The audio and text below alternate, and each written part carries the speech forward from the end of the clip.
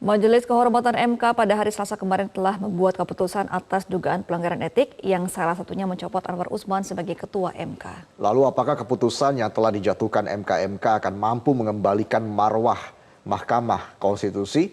Untuk membahasnya lebih lanjut mengenai keputusan ini sudah bergabung bersama kami pakar hukum Rifki Nizami Karsayuda. Selamat pagi Mas Rifki. Selamat pagi, Assalamualaikum. Reza dan Bro. Waalaikumsalam. Mas Rifki, jadi kalau Anda lihat ini Mas Rifki, apakah memang MK ini tidak tegas dalam mengambil keputusan? Karena ini kan pelanggaran kode etik berat begitu ya. Tidak tegas karena Anwar Usman masih menjabat sebagai hakim konstitusi begitu, Mas Rifki. Putusan Mahkamah Konstitusi ini satu tentu telah memberikan kepastian ya terhadap berbagai macam dugaan, persepsi yang selama ini muncul di publik sebelum adanya putusan Majelis Kehormatan Mahkamah Konstitusi yang kemudian putusannya dibacakan kemarin. Kendati demikian memang putusan MK ini menurut pandangan saya itu bukan hanya menjadi tanda tanya publik khususnya terkait dengan sanksi yang diberikan kepada Pak Anwar Usman diberhentikan sebagai Ketua Mahkamah Konstitusi pada satu pihak, tapi pada pihak yang lain tetap dipertahankan sebagai salah seorang hakim konstitusi. Bagi saya posisi seperti ini juga membuat repot Pak Anwar Usman dalam posisinya sebagai hakim konstitusi. Karena yang bersangkutan tentu dalam kacamata etis sudah tidak terlalu nyaman untuk bekerja di satu lembaga peradilan tertinggi untuk menegakkan konstitusi itu sendiri. Dan karena itu saya kira secara pribadi saya menghimbau kepada Pak Anwar akan lebih baik, lebih elok untuk kemudian secara sadar, secara pribadi mengundurkan diri sebagai hakim konstitusi. Karena bukan hanya posisinya yang kemudian akan repot, tetapi saya kira seluruh putusan-putusan Mahkamah Konstitusi kendati secara limitatif posisi Pak Anwar Usman sudah dibatasi berdasarkan putusan MK ini, terutama terkait dengan perselisihan hasil pemilu, perselisihan hasil pilkada dan seterusnya, itu nanti akan tetap dapat menyeret posisi-posisi MK pada posisi yang kurang strategis, pada posisi-posisi yang bisa saja menimbulkan pertanyaan-pertanyaan publik ke depan. Oke, walaupun memang Anwar Usman sudah tidak boleh mencalonkan diri atau dicalonkan sebagai pimpinan MK ya sampai masa jabatannya sebagai hakim konstitusi berakhir, artinya 3 tahun lagi begitu. Mas Rifki, apa yang sebenarnya paling bikin repot ke depan ini kalau memang Anwar Usman tidak mengundurkan diri, Mas Rifki? Ya secara positioning saya kira standar etik yang tinggi akan mengatakan bahwa seorang ketua Mahkamah Konstitusi yang sudah diberhentikan berdasarkan fakta-fakta Majelis Kehormatan yang kemudian dipaparkan secara gamblang kemarin dan kalau kita baca putusannya bersama-sama itu juga cukup jelas. Secara etik idealnya Pak Anwar memang tidak bertahan pada posisinya sebagai hakim konstitusi. Karena apapun yang beliau lakukan di Mahkamah Konstitusi saya kira akan menimbulkan sakwasangka publik. Akan jauh lebih terhormat bagi Pak Anwar Usman, seorang hakim karir yang saya secara pribadi kenal beliau, orangnya cukup baik, santun dan seterusnya, memulai karir dari bawah sebagai hakim pengadilan negeri sampai kemudian menjadi hakim tinggi dan diutus oleh Mahkamah Agung dalam tanda kutip menjadi salah satu hakim konstitusi bertahun-tahun lamanya di Mahkamah Konstitusi, akan lebih baik kemudian untuk secara sadar segera menyatakan pengunduran diri sebagai hakim konstitusi. Saya kira itu akan jauh lebih baik bagi pribadi Pak Anwar Usman maupun bagi institusi Mahkamah Konstitusi itu sendiri. Saya agak sulit membayangkan Pak Anwar yang sudah menjadi ketua kemudian hanya menjadi anggota biasa dengan segala catatan yang telah dikeluarkan oleh Majelis Kehormatan MK itu akan terus bertahan pada posisi hakim konstitusi di tengah nanti berbagai macam sakwasangka publik yang tentu kita tidak bisa hindari. Iya, Mas Rifki kan salah satu anggota MK Bintan Saragi juga mengatakan sebenarnya seharusnya Anwar Usman ini dipecat secara tidak hormat karena ini merupakan pelanggaran etik yang sudah akumulasi dari sebelumnya. Apakah seharusnya MK sudah memutuskan untuk memberhentikan Anwar Usman dan mengapa tidak diberhentikan dalam waktu yang cepat kemarin? Ya kita tentu menghormati putusan MK-MK, di mana posisinya adalah 2 berbanding 1, sebutlah begitu. Dua orang, Pak Jimli dan Pak Wahidudin Adams, berpandangan bahwa Pak Anwar cukup diberhentikan dari posisinya sebagai Ketua Mahkamah Konstitusi. Namun ada pandangan yang berbeda, dissenting opinion dari Prof. Bintan yang mengatakan bukan hanya posisi sebagai Ketua Mahkamah Konstitusi yang harus diberhentikan, tetapi juga sebagai Hakim Konstitusi. Terlepas dari itu semua, Reza dan Gemma, kita secara objektif juga harus memberikan apresiasi ya kepada institusi Mahkamah Konstitusi, di mana ketika banyak sekali laporan dari masyarakat, para akademisi, bahkan mahasiswa masuk ke MK terkait dengan putusan undang-undang pemilu ini, putusan judicial review terkait dengan undang-undang pemilu ini, MK meresponnya dengan cepat melalui rapat permusyawaratan hakim yang kemudian segera membentuk Majelis Kehormatan Mahkamah Konstitusi. Kita ingat Pak Anwar sendiri yang kemudian melakukan press conference bersama Prof. Eni beberapa waktu yang lalu mengumumkan 3 komposisi ketua dan 2 anggota Majelis Kehormatan Mahkamah Konstitusi, yang putusannya saya kira apapun itu harus kita apresiasi, karena putusan ini setidak-tidaknya memberikan jawaban atas berbagai macam dialektika, pandangan, persepsi yang selama ini cukup liar untuk menilai bagaimana positioning etik Majelis Hakim Konstitusi dalam memutus judicial review atau uji material undang-undang pemilu terkait dengan usia capres dan cawapres beberapa waktu yang lalu. Oke, Mas Rifki, 9 hakim dinyatakan langgar etik dan diberikan sanksi teguran, 1 hakim diberikan sanksi tertulis. Anda melihat ini sudah tepat atau memang kedepannya ini dampaknya akan seperti apa kalau kita bicara soal MK ya, Mas Rifki? Ya, kalau kita baca ketentuan di dalam Undang-Undang Mahkamah Konstitusi, ketentuan sanksi itu kan ada sanksi berat, sanksi sedang, dan sanksi ringan. Hakim-hakim konstitusi yang diberikan teguran itu tentu dalam kategori yang bukan sanksi berat. Dan saya kira kalau kita baca sejarah Mahkamah Konstitusi dari awal kelahirannya tahun 2003 sampai dengan sekarang, dulu ada yang disebut dengan Dewan Etik Mahkamah Konstitusi, kemudian berganti menjadi Majelis Kehormatan Mahkamah Konstitusi. Banyak hakim yang telah diberikan sanksi-sanksi yang tidak berat oleh Mahkamah Konstitusi, dan itu saya kira dalam rangka menjaga etika dan marwah hakim itu sendiri. Dalam pandangan saya, putusan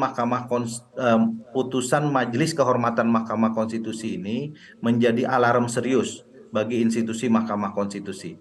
MK tidak bisa main-main, terutama dalam masa-masa kita akan menghadapi berbagai macam tahapan pemilu, baik pemilu legislatif dan pemilu presiden pada 14 Februari 2024 maupun pemilihan kepala daerah dan wakil kepala daerah yang akan kita gelar pada akhir tahun 2024 yang datang.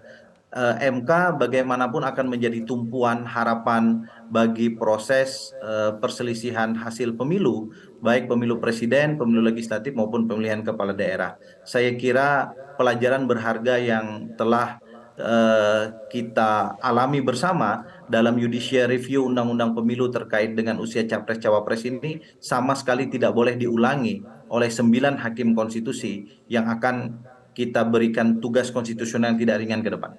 Baik, artinya Mas Rifki ini kan menjadi ujian ke depan ya bagi MK sebagai penjaga marwah konstitusi begitu, Mas Rifki. Tapi Ya, bagaimana? saya kira bukan hanya untuk MK, tapi ini pesan penting juga kepada elemen bangsa yang lain, terutama kepada 3 institusi yang oleh konstitusi diberikan kewenangan untuk dalam tanda kutip mengusulkan para hakim konstitusi. 3 hakim konstitusi kan berasal dari presiden, 3 hakim konstitusi yang lain berasal dari Mahkamah Agung, dan 3 hakim konstitusi lain berasal dari DPR. Dan karena itu koreksi terhadap persoalan ini bukan hanya kepada 9 hakim konstitusi, tetapi pesan penting dari dinamika pembentukan Majelis Kehormatan MK dan putusan Majelis Kehormatan MK ini adalah pesan penting kepada ketiga institusi yang diberikan kewenangan untuk dalam tanda kutip menjadi pintu masuk hadirnya 9 hakim konstitusi. Tapi ke depan ini untuk menghindari constitutional dispute begitu, Mas Rifki. Artinya kita bicara soal negarawan begitu. Sosok negarawan dari para hakim MK ini ke depan ini akan seperti apa? Bagaimana caranya mengembalikan lagi MK dalam porsinya sebagai penjaga marwah konstitusi tersebut, Mas Rifki? Dari sisi normatif, sebetulnya para hakim konstitusi bisa saja menjalankan tugasnya sehari-hari setelah kemudian mendapatkan sanksi dari Majelis Kehormatan Mahkamah Konstitusi. Bahkan Pak Anwar Usman masih bisa bertugas sebagai hakim konstitusi, kendati tidak lagi menjadi ketua Mahkamah Konstitusi. Tetapi ingin saya katakan tadi bahwa posisi moral yang bersangkutan tentu akan sangat sulit untuk kemudian bisa menjalankan tugas dengan baik, karena publik sudah terlanjur memiliki pandangan persepsi yang kurang positif berdasarkan putusan MK-MK ini. Karena itu khusus bagi Pak Anwar Usman, saya mendorong sekali lagi untuk secara sadar mengambil inisiatif sebagai seorang negarawan, seorang hakim yang sangat senior, berpengalaman puluhan tahun di lembaga peradilan, untuk kemudian mengundurkan diri secara pribadi tanpa kemudian harus mendasarkan posisi hukumnya berdasarkan putusan MK-MK yang masih sebetulnya memberikan kesempatan kepada beliau sebagai hakim konstitusi. Kepada hakim-hakim konstitusi yang lain yang saya kira juga diberikan teguran secara kolektif, sekali lagi ini harus menjadi bagian pelajaran yang berharga untuk kemudian lebih menjaga etika, marwah, dan seterusnya. Dan saya kira kekompakan hakim konstitusi itu juga menjadi catatan kita dalam drama uji material undang-undang pemilu terkait dengan usia capres-cawapres.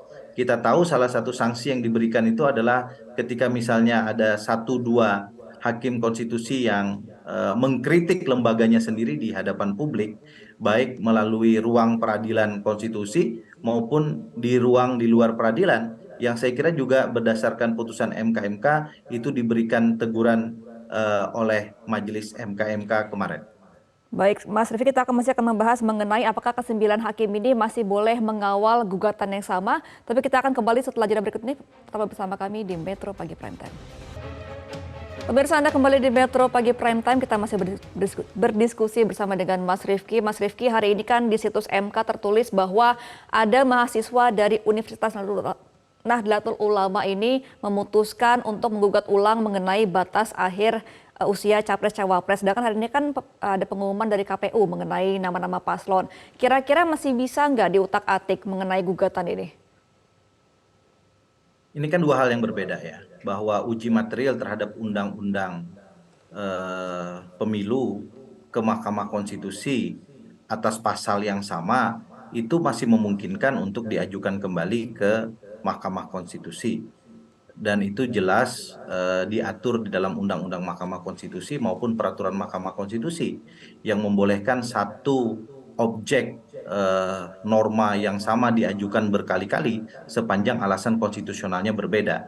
Ini tentu berbeda dengan asas nebis and idem dalam perkara-perkara pidana maupun perkara-perkara perdata yang diatur dalam KUH pidana dan KUH perdata. Dan karena itu saya kira silahkan saja siapapun untuk melakukan permohonan judicial review ke Mahkamah Konstitusi, dan biarkan nanti Hakim Konstitusi akan melakukan proses persidangan, pembuktian, dan akan memutuskan apakah kemudian norma yang dimintakan terkait dengan usia capres-cawapres itu bersifat konstitusional atau inkonstitusional. Hal yang lain tadi yang ditanyakan oleh Gema terkait dengan apakah kemudian ini cukup waktu untuk merubah konstelasi politik nasional karena tahapan pemilu dalam hal ini adalah penetapan capres-cawapres sudah dekat. Saya kira itu dua hal yang berbeda. Sepanjang kemudian Mahkamah Konstitusi tidak memutuskan hal yang lain sebelum kemudian tahapan itu dimulai, maka kemudian kita akan tetap berada dalam positioning konstitusional bahwa orang dengan usia 40 tahun dan atau pernah menjabat kepala daerah dan wakil kepala daerah sebagaimana putusan Mahkamah Konstitusi terakhir itu diberikan hak konstitusionalnya untuk menjadi calon presiden dan calon wakil presiden. Tapi menurut Anda apakah memang MK-MK ini sebenarnya punya ruang yang lebih progresif begitu dengan menyatakan bahwa putusan perkara 90 ini dibatalkan demi hukum karena diambil oleh hakim yang memiliki konflik kepentingan, Mas Rifki? Saya pribadi tidak melihat ada ruang itu karena dari sisi nomenklatur saja namanya adalah Mahkamah Kehormatan Mahkamah Konstitusi. Dan karena itu tugas utamanya adalah menjaga marwah dan etika perilaku hakim konstitusi.